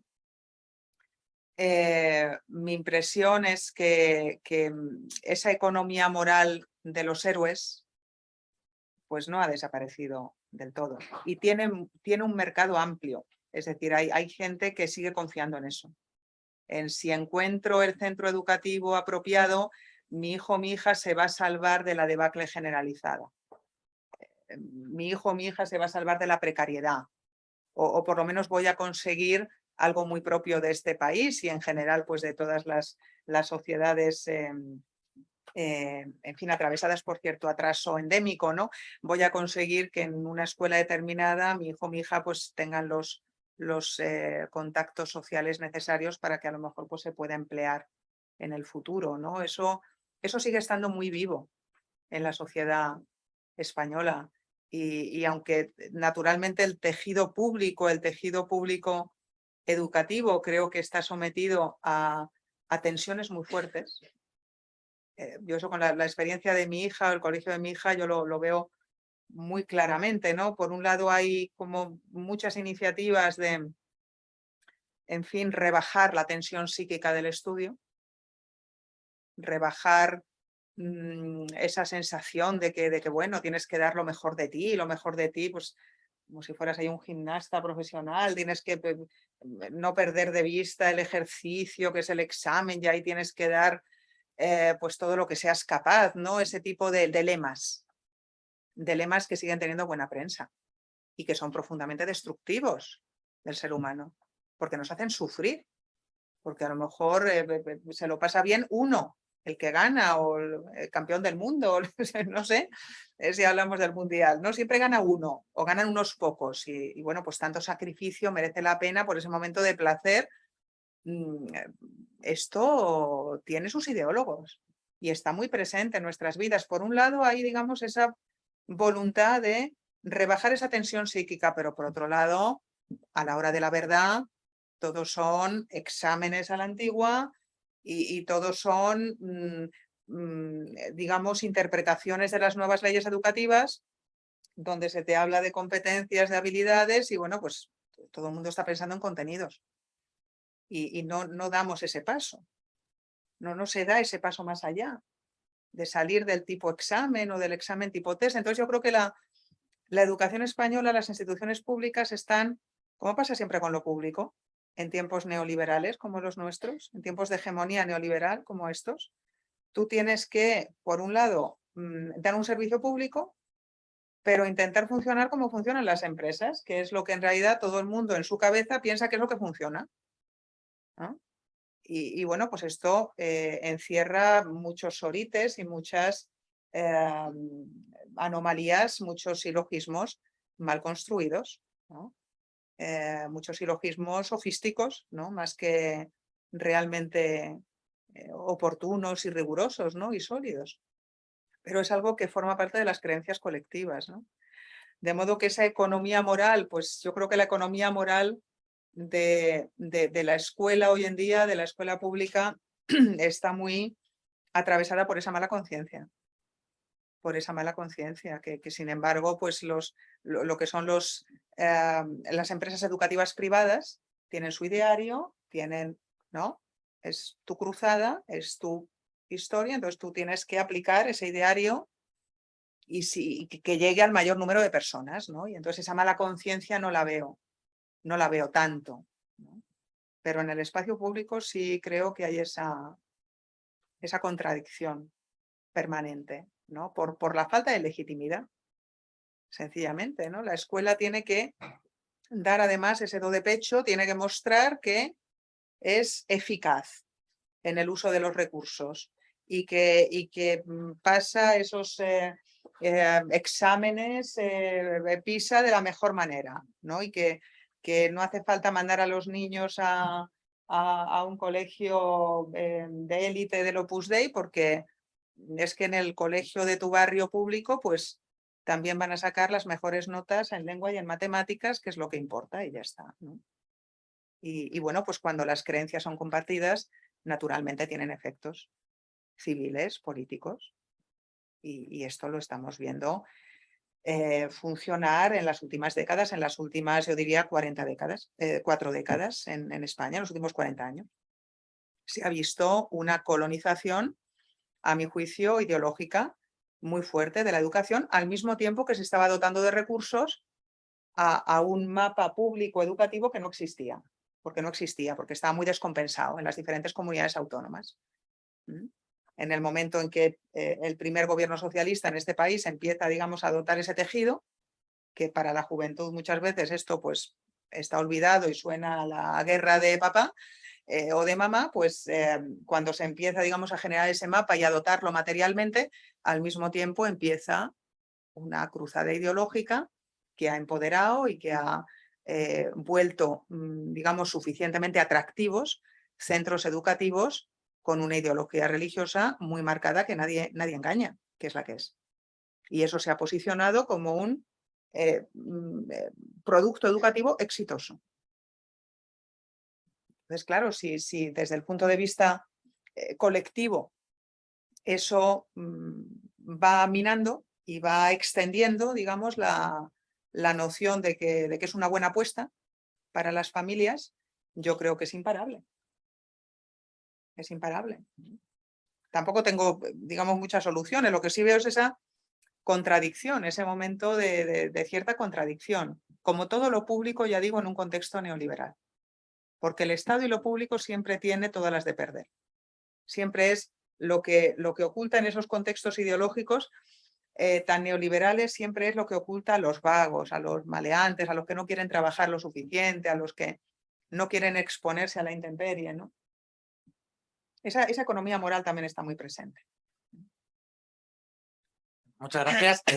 Si os parece, había varias palabras. Hacemos, yo creo, una ronda final, así de las palabras que había, que son de David, Tania.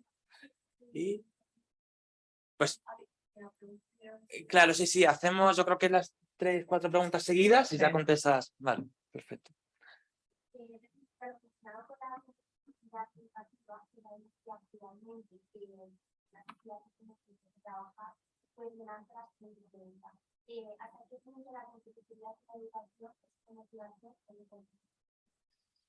¿Una motivación o un conflicto?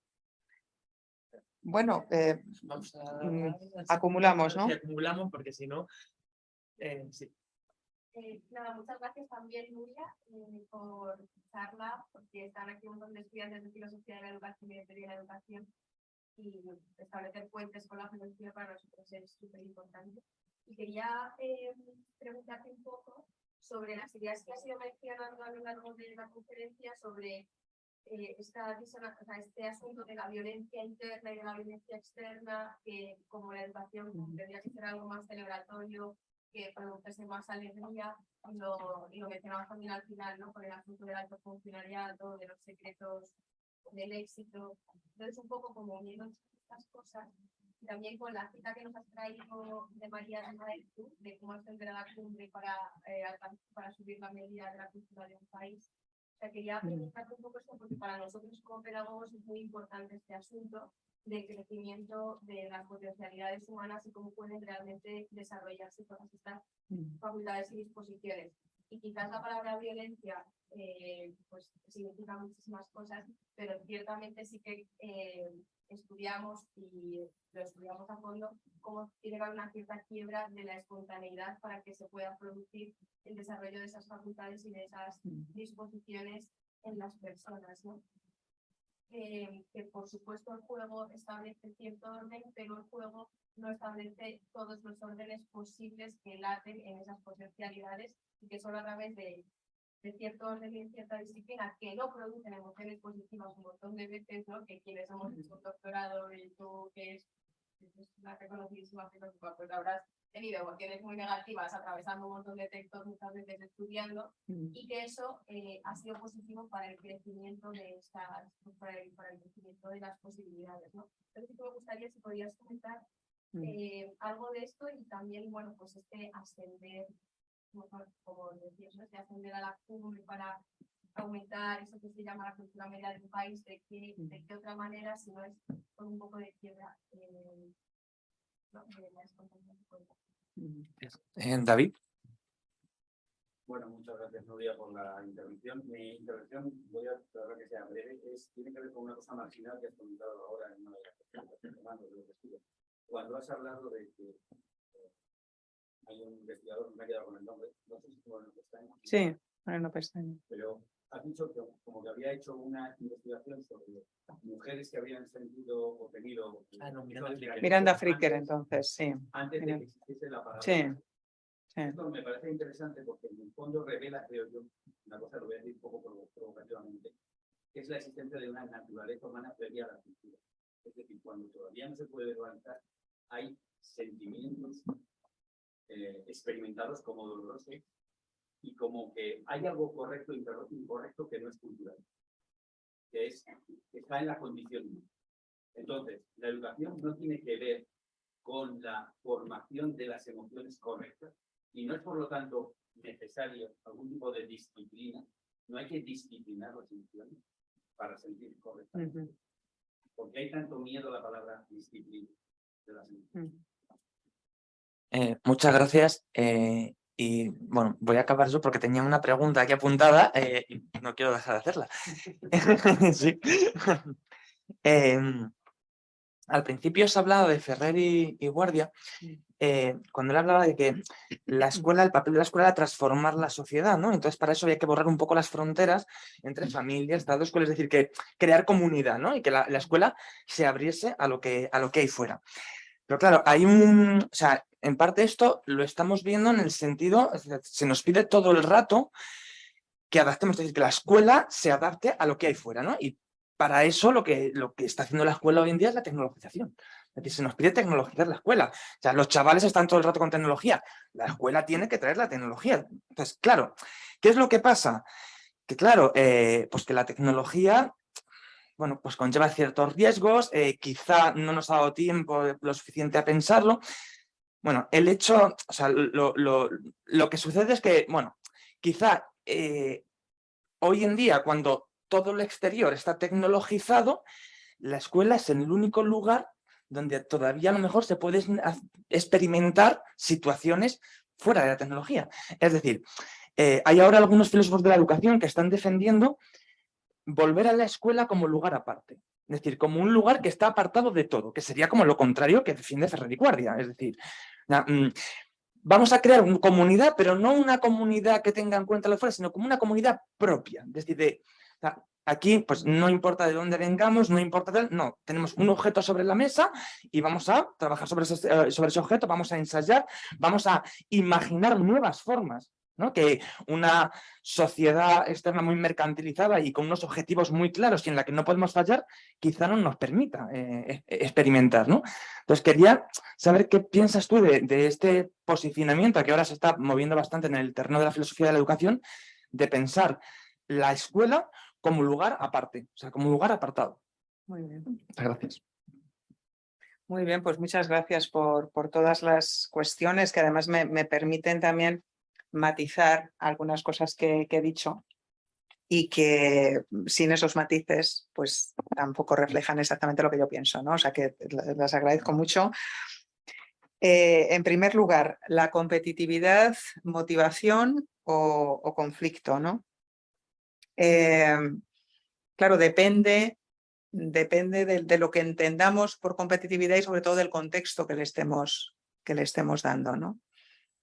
Si la competitividad pasa a ser el centro neurálgico de la adquisición de virtudes, digamos, o de habilidades y destrezas determinadas, pues en fin, yo creo que es para pensárselo, porque el espíritu competitivo puede acabar centralizando emocionalmente todo el horizonte de la formación y de la adquisición de esas competencias, ¿no?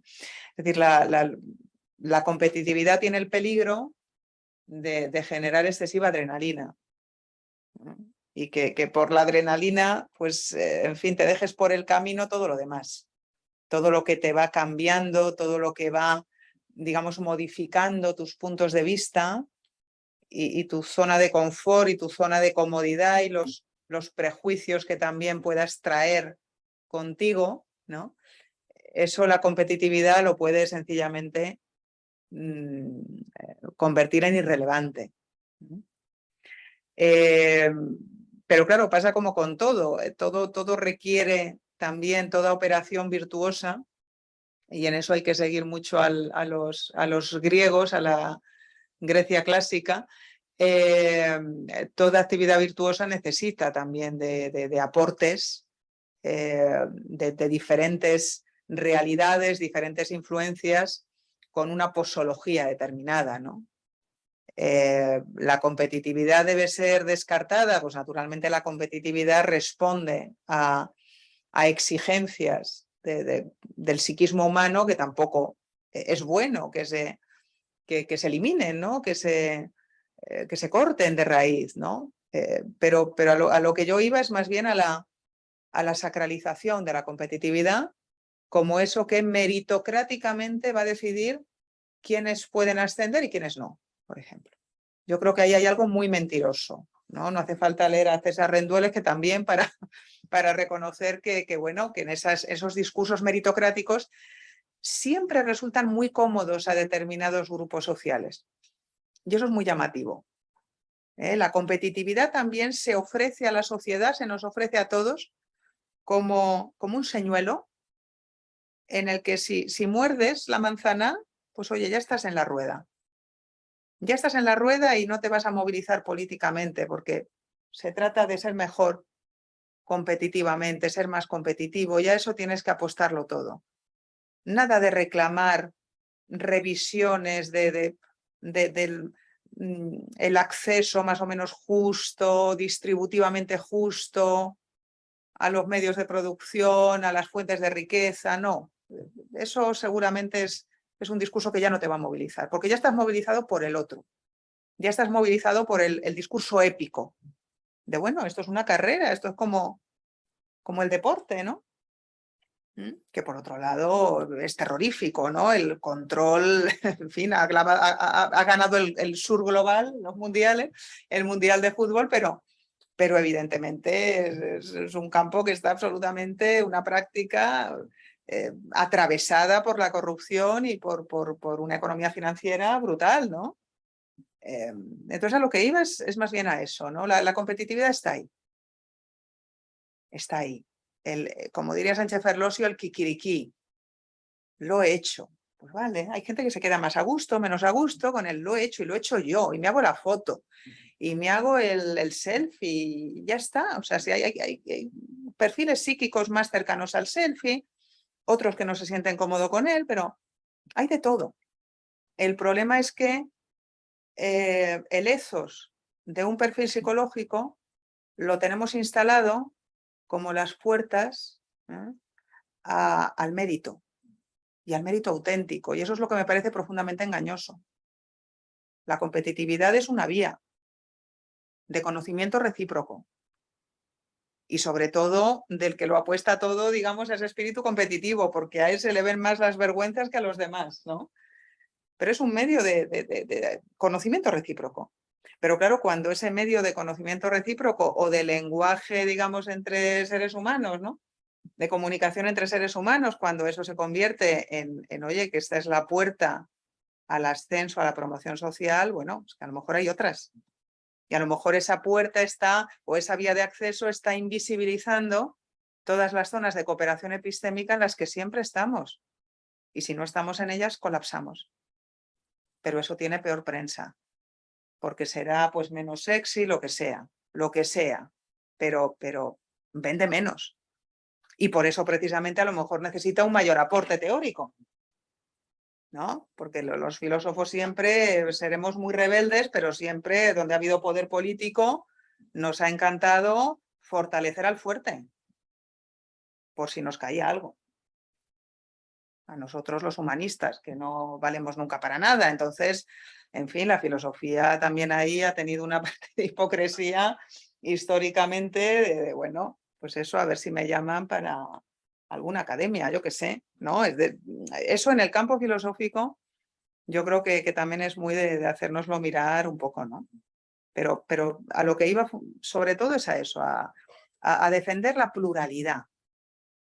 ¿Por qué obsesionarnos con una vía? Es que el ser humano se le conoce cuando compite, ¿no? También se le conoce cuando coopera. Y se le conoce cuando duda y cuando, aunque piensa que sabe y es experto en algo, necesita de otro, del que a lo mejor nunca hubiese sospechado tener dependencia, y tiene dependencia de ese sujeto. Y hay que reconocerlo. ¿Cuánto nos ha costado reconocer la dependencia que tenemos del trabajo doméstico? Del que nos hemos reído, incluso las mujeres, que hemos salido de casa, ¿no? ¿Cuánto nos ha costado conceptualmente reconocer eso? Pues muchísimos siglos. Y estamos en ello. Porque son actividades que todavía muchos economistas y los que juegan a ser economistas y no lo son, consideran como no productivas. Una economía no productiva, de la que todos y todas dependemos. Eso depende de moldes conceptuales muy difíciles de desmontar. Muy difíciles de desmontar, que van con nosotros. No sé si con la cultura o con la condición humana. Yo tiendo a pensar que más con la cultura, pero esa cultura se convierte en una segunda naturaleza muy fácilmente. Y es muy difícil luchar contra esas ideas preestablecidas, ¿no? El asunto de la quiebra de la espontaneidad me parece de primera importancia. Cuando yo me pronuncio críticamente acerca de la disciplina, naturalmente lo que no quiero es tampoco, ya digo, cortar de raíz la disciplina, acabemos con la disciplina, vamos a leer a Foucault, digamos, a esta luz, y en fin, vamos a ponerlo todo del revés, patas arriba, ¿no? No estoy diciendo eso, sino más bien estoy intentando enfocar que a lo mejor esa llamada espontaneidad que se refiere pues a esa zona o esa dimensión de un sujeto que no quiere obedecer o que no quiere, si está en una clase, quedarse callado y atender al otro, escuchar, ¿no? Entonces tienes que quebrar su espontaneidad. La espontaneidad de ese sujeto, que naturalmente en determinados contextos tiene que escuchar porque tiene que respetar al otro, porque tiene que dejar que le llegue la posición de otro, que no tiene por qué pensar como él y que a lo mejor le puede ayudar a conocer mejor aquellos objetos y campos sobre los que tenga una mínima curiosidad, lo cual no deja de ser tampoco una cierta condición previa a que se produzca, digamos, la práctica de la enseñanza. Esa espontaneidad que en un determinado momento no quiere estar sentada o no quiere dejarse iluminar o no quiere dejarse enseñar, me parece tan peligrosa y tan disciplinable como la espontaneidad de ciertas personas que por haber atravesado con un apoyo familiar y económico determinado, determinadas fases, ciertas fases de un proceso de selección de los mejores funcionarios de este país, cuando lo consiguen, entonces también nos muestran su espontaneidad, que es su comodidad. Una comodidad desde la cual miran desde arriba a todos los que no son como ellos, o a todos los que no han conseguido lo mismo que ellos, ¿no? Quiebra de la espontaneidad, yo creo que eso de por sí es una experiencia democrática. Es decir, todos y todas estamos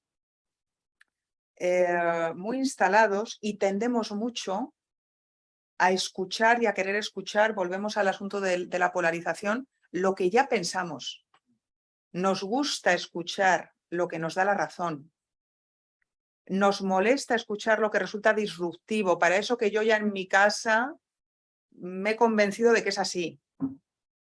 Porque no he tenido suerte con mis cuñados, porque no he tenido suerte con, yo qué sé. Entonces yo ya me he hecho determinada idea acerca de la condición humana, acerca de determinados perfiles psíquicos, perfiles humanos. Yo me he hecho esa idea y la traigo ya de casa. Y busco discursos que alimenten eso. Las redes sociales esto lo están disparando. En términos antropológicos lo están disparando, porque la red social es lo más antipedagógico que te puedas echar a la cara en el 90% de las situaciones, porque te permiten soñar, como decía Félix Duque, le escuché una vez en la Autónoma, te permite soñar, digamos, con ese efecto de monarca absoluto en el territorio epistémico, que es precisamente una figura que no sale, es un hierro de madera. Nadie lo conoce todo, ni nadie lo conoce todo bien, ni nadie conoce lo suficiente sobre un determinado tema, sobre un determinado objeto, ¿no? Sin embargo, las redes sociales te permiten vivir, digamos, con esa idea, vivir con esa ilusión, con esa apariencia, ¿no? Y no someterla a crítica. El problema no lo veo, ya digo, en la disciplina, me preguntabais los dos por ello. El problema es quién disciplina. ¿Quién disciplina en esta sociedad? ¿Quién disciplina a quién? Yo no puedo disciplinar a las grandes fortunas de este país, pero mis representantes políticos tampoco, porque hay un sentido común que lo impide. El problema no es la disciplina, el problema es quién puede ejercer esa disciplina. Y eso siempre ha sido así desde la noche de los tiempos, ¿no? Para rearticular las fuerzas sociales, económicas, en un país, en una población, para producir esa rearticulación, naturalmente necesitas sacar de su zona de comodidad determinadas personas, pero aquí se saca de la zona de comodidad y se quiebra la autonomía, como mencionabas tú, siempre de los mismos. No hay, digamos, una réplica, no hay una respuesta, una contrapartida, ¿no? Entonces mi crítica iría más en esa dirección. ¿A quién se le quiebra esa espontaneidad? ¿A quién se le quiebra, digamos, esa tendencia a hacer lo que le da la gana? Porque tenemos instalados productos políticos muy exitosos que llaman libertad precisamente a que tu espontaneidad no te la quiebren nunca, aparentemente. Luego está quebrada de partida, pero en público, que no se quiebre, que no se interponga nada, que no haya frenos, que no haya líneas rojas. Incluso las líneas rojas que te ponen los demás, que te ponen la convivencia con los demás, eso no comparece. No comparece porque no se problematiza. Nuestro espacio público, eso me parece que está, pues en fin, muy presente, ¿no?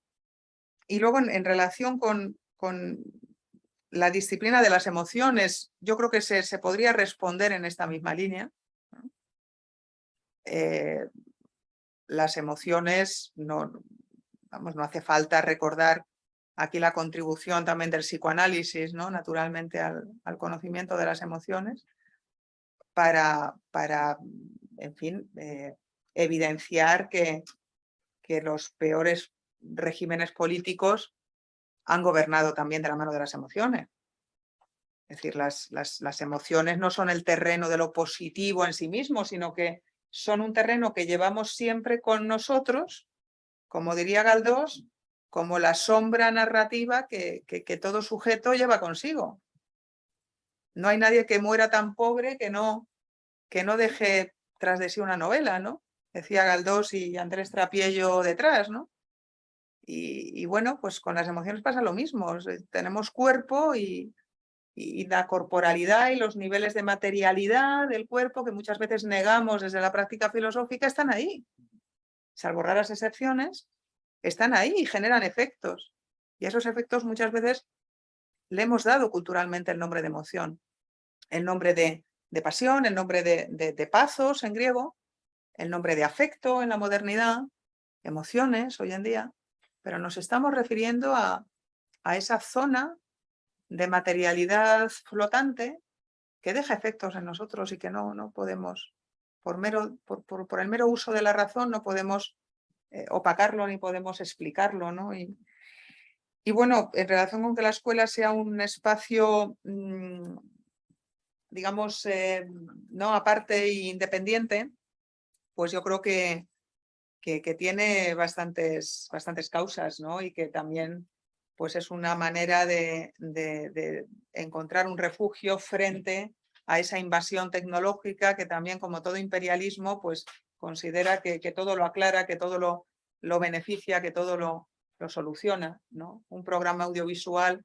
que soluciona ser bilingüe desde los 5 años, pero en el fondo es un programa audiovisual que tienes que, en fin, tienes que encarnarlo de alguna manera y bueno, puedo entenderlo perfectamente como reacción, ¿no? Y como búsqueda de un refugio que nos permita pues recuperar ciertos espacios que antes la escuela podía reclamar y generar y que sin embargo ahora todo está mediado por ese valor social de la tecnología y es muy difícil escapar a, bueno, pues ese zarpazo, digamos, de la cultura neoliberal, ¿no? que también nos llega en forma de productos informáticos. Todos y todas estamos en ello, ¿no?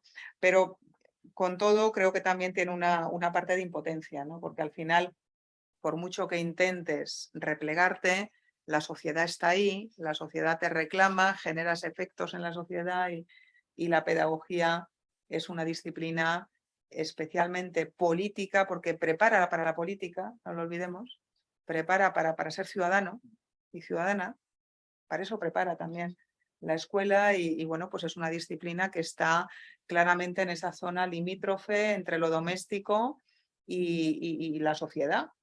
Arendt, recuerdo en un texto muy mal entendido muchas veces de Arendt, en las reflexiones sobre el Little Rock, ella reclama que la escuela es una cosa que tiene que decidir la familia, las familias, que es un derecho de las familias. Elegir la escuela no es un derecho del Estado, ¿no? La escuela es una cosa, es un terreno muy disputado, un terreno muy limítrofe, ¿no? Y bueno, pues puedo entender, ya digo, ese tipo de reacciones, ¿no? Bueno, pues muchas gracias, Nuria, y bueno, gracias a los asistentes. Y bueno, pues cerramos aquí la conferencia. Muchas gracias. Muchas gracias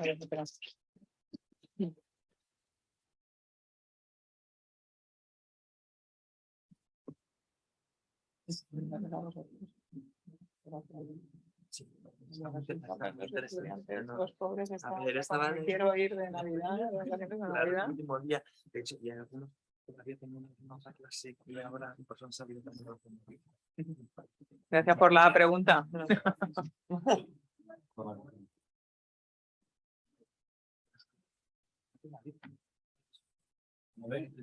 No, lo tengo que les mando tu correo, ¿vale? Para que la gente podrá encontrar contigo. Vale. Y podría adoptar, bueno, es lo habitual. Vale, sí. Yo recibí, ¿no? Firmo yo un recibí. Vale. Vale, a lo mejor tengo que firmar, como es de la Complutense, la autorización para recibir pagos dentro de la Complutense. Eso no lo hacéis vosotros. Sí, por la línea.